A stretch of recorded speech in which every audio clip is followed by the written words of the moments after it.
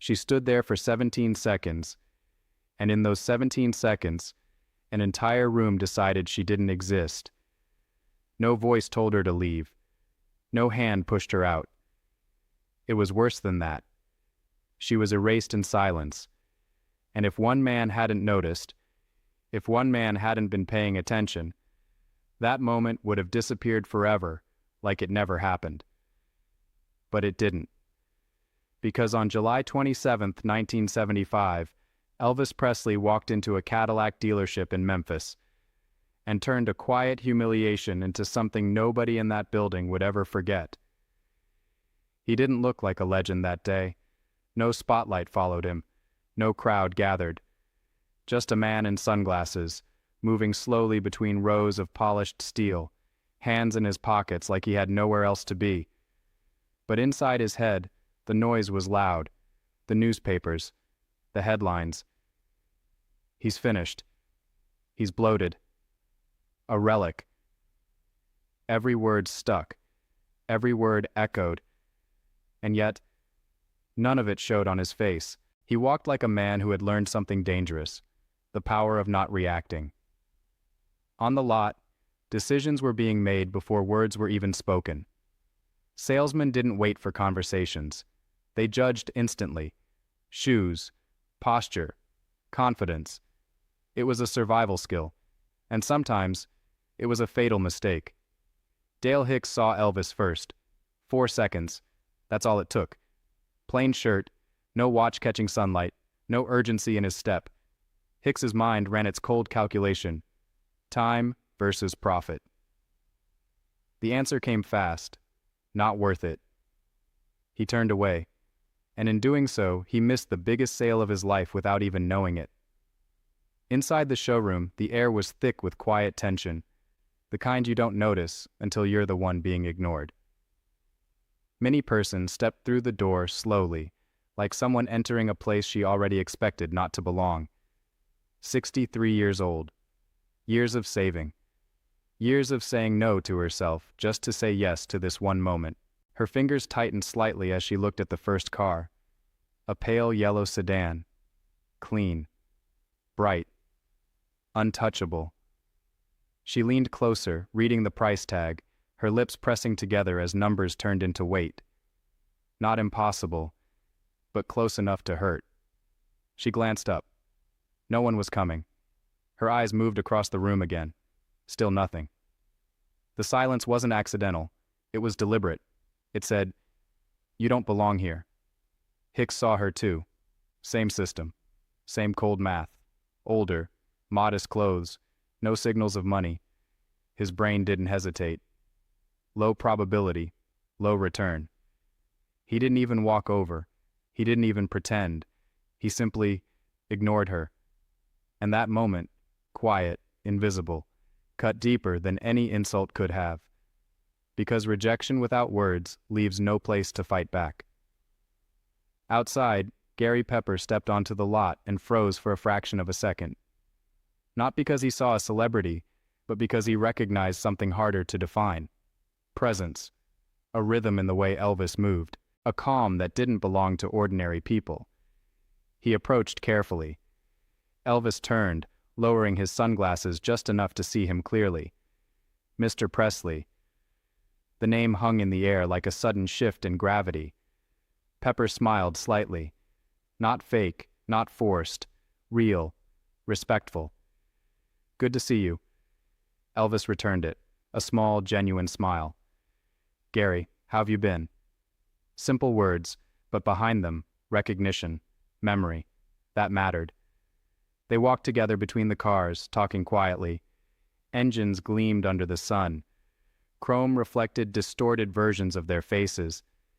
Elvis asked questions, not like a buyer showing off, but like a man who actually cared. Colors, interiors, details. He took his time, because he always did. But even as the deal began forming, one car, then another, something else was already unfolding inside the building. And it was louder than any transaction. Elvis stepped back into the showroom with paperwork starting to take shape in his hands. His eyes moved quickly across the cars first. Habit. Always the cars first. Then, they stopped. There she was, still alone, still waiting, still pretending she hadn't already been rejected. Something shifted. Not dramatic, not visible, but real. "Who's helping her?" Elvis asked quietly. Gary followed his gaze. A brief pause. Too brief, but enough to say everything. "I'll get someone." "Get Hicks." The words landed heavier than they sounded. Hicks looked up when his name was called. His eyes flicked toward the woman, then toward Elvis, then back again. Confusion. Hesitation. But he moved. Slowly. Reluctantly. Like a man walking toward something he didn't want. He spoke to her. Short. Mechanical. She answered, her voice careful, almost apologetic. He glanced at the price tag again, like it ended the conversation before it began. From across the room, Elvis watched. 45 seconds. No more. But in those 45 seconds, he saw everything. The distance, the tone, the absence of care, and something inside him locked into place. Decision. He started walking, not fast, not slow, but with a kind of certainty that made the room feel smaller with every step. Conversations softened, movement slowed. People didn't know why, but they felt it. He stopped beside her, looked at the yellow sedan. "That's a good one," he said. Calm, simple, real. She turned. Her eyes widened slowly, like recognition was catching up to reality. Her breath hitched, but no sound came out. Elvis didn't react to it, didn't turn it into a moment. "You like yellow?" he asked gently. She swallowed. I think so." He nodded once, then turned his head slightly toward Hicks. "Has she driven it?" A pause. Too long. "Not yet." Elvis looked back at the car, then at her, then said the words that would change everything. "Let's fix that." And just like that, the silence in the room broke. The engine started, and something inside her broke at the same time. Not loudly, not dramatically, quietly, deep. The kind of break that comes after years of holding everything together too tightly. As the yellow Cadillac rolled forward, Minnie Person gripped the steering wheel like it might disappear if she loosened her hands. The leather felt too soft, too new, too far from the life she knew. For a moment she didn't speak. She couldn't. Because this wasn't just a test drive. It was a line she had never crossed before. And somewhere in the back seat, Gary Pepper watched her through the mirror, noticing something most salesmen would never care to notice. She wasn't just nervous. She was overwhelmed by the idea that this might actually be possible. Outside, the city blurred past the windows. Sunlight slid across the dashboard like time itself was moving differently. "Take your time," Pepper said softly. No pressure, no sales tone, just space. And that's when it happened. She pressed the accelerator slightly, and the car responded instantly, smooth, powerful, effortless. Her shoulders lifted, just a little. Her breathing changed, just enough. A feeling she hadn't allowed herself to feel in years began to surface. Hope. But hope is dangerous when you've been disappointed too many times. So her mind fought back. "You can't afford this. Don't get attached.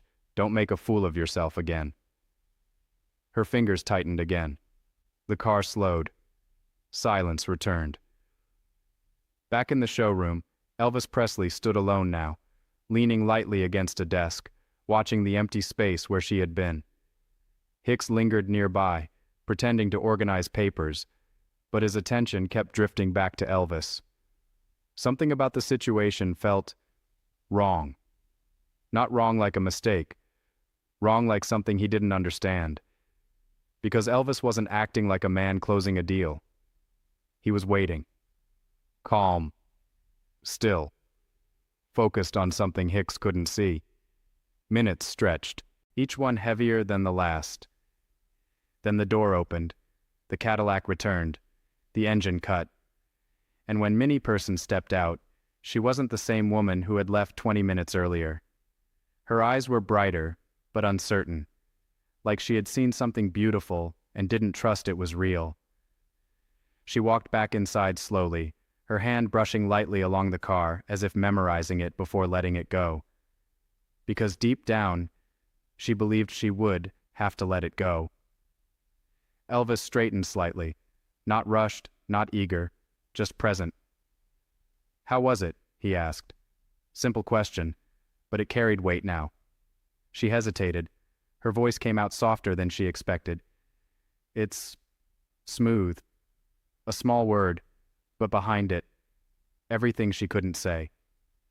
Elvis nodded, like he understood more than she had spoken. "Yeah," he said quietly. Then came the moment. The one that changes everything. The one that most people miss because it doesn't look like anything special from the outside. Elvis glanced at the price on the window, then at her, then back again. His expression didn't change, but his mind had already moved past the decision.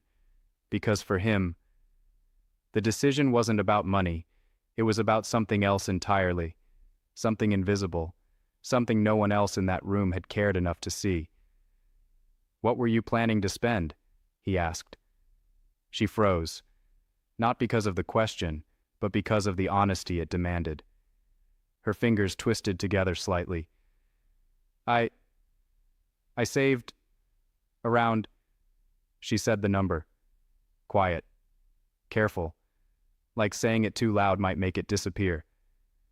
Hicks heard it from a few steps away, and his body reacted instantly. A slight shift. A silent confirmation of everything he had assumed earlier. Not enough. Elvis didn't react. Not to the number, not to Hicks, not to anything. He just nodded once, then leaned slightly toward Gary Pepper and said something so quiet it didn't belong to the room. Hicks couldn't hear it, but he saw Pepper's face change. Not surprise, not confusion, recognition, immediate, absolute. Pepper gave a small nod. No questions, no hesitation. Because in that moment, he understood exactly what was about to happen. Elvis stepped back, hands returning to his pockets like nothing had changed. Like this was just another ordinary moment. But the air in the showroom tightened. Something was building. Something nobody could stop now. Hicks felt it too, but he didn't understand it yet. Not fully. Not until the words came out. And when they did, they wouldn't just change her life. They would destroy every assumption he had made in those first 4 seconds. The number hit the room, and then everything went silent. Not the kind of silence you ignore, the kind that presses against your chest and forces you to feel it. Gary Pepper didn't announce it loudly. He didn't need to. He simply looked at the paperwork, then at her, and said, steady and clear, "It's covered." For a second, nobody moved. Minnie Person blinked, like her mind refused to process the words. "I'm sorry," she whispered. Her voice barely existed. Pepper didn't look away. "Mr. Presley has taken care of the rest." And just like that, reality broke. Her hand rose to her chest slowly, fingers trembling. Not dramatic, not theatrical, real. Her breath came in shallow pieces, like her body didn't know how to handle something this sudden, this impossible. No, I can't," she started, shaking her head, already trying to give it back, already trying to return to the world she understood. The world where nothing came easy, where everything had to be earned the hard way. But Elvis had already turned slightly away, not to dismiss her, not to avoid her, but because for him, it was already done. Decision made. End of story. "You can," he said quietly, without looking back. "Just enjoy it." No speech, no spotlight, no moment for applause. That was the part that hit hardest. Because this wasn't performance. This was instinct. Pure, immediate, unfiltered instinct. And that's when the room changed. Not physically, but psychologically. Every person there felt it, the shift, the weight of what they had just witnessed. Hicks stood frozen near the desk, his fingers still resting on papers he hadn't moved in minutes. His mind replayed it, over and over, the 4 seconds. The glance, the decision. Not worth it. The same calculation, twice. First Elvis, then her. Both wrong, completely wrong. And now the cost of that mistake wasn't just money, it was something deeper, something that crawled under his skin and stayed there. Because this wasn't about missing a sale, this was about missing reality, missing truth, missing the one thing that actually mattered. He looked at Elvis Presley now, but not the way he had earlier, not as a customer, not as a stranger, but as something else entirely, something dangerous. Because Elvis didn't just see what was in front of him, he saw what everyone else ignored, and he acted on it without hesitation. That's what made the difference. Minnie Person was still standing there, her eyes filling, her hands trembling, trying to find words that didn't exist for a moment like this. I don't know how to thank you, she said finally, her voice breaking at the edges. Elvis looked at her then, directly, calm, grounded. You don't have to, he replied. And he meant it. That was the part people never understood about him. This wasn't charity. It wasn't generosity for the sake of being seen. It was correction. He had walked into that room and seen something wrong, something small, invisible, easy to ignore, and he fixed it. Simple as that. Behind them, the paperwork for 14 other Cadillacs waited on the desk. 14. A number that would later spread through newspapers, headlines, conversations. Elvis buys 14 cars in one afternoon. Spectacle. Excess. A story that fit neatly into the version of him the world wanted to believe. But that wasn't the real story. The real story stood right there in front of them, holding keys she never thought she would touch. Because the truth was, those 14 cars didn't matter. Not really. They were noise. The signal was this moment, this decision, this single act that no one had expected, no one had asked for, and no one in that room would ever forget. Hicks understood that now. Too late to change it, too late to undo it, but not too late to feel it. And that feeling would stay with him longer than any commission ever could. Years later, people would talk about the number, the money, the scale, but the ones who were there, the ones who felt it, they remembered something else. They remembered the moment a woman walked into a room invisible and walked out seen. They remembered the exact second a man proved that attention, real attention, was more powerful than money, status, or reputation. And somewhere, long after that day, Minnie Person would drive that yellow Cadillac through the streets of Memphis, sunlight sliding across the hood, her hands steady now, her reflection clear in the glass. And every time she turned the key, she would remember the moment everything changed. Not because someone gave her something, but because, for once in her life, someone saw her. Now tell me, if you were standing in that showroom, would you have walked past her too? Or would you have been the one to stop? And where are you watching this from right now?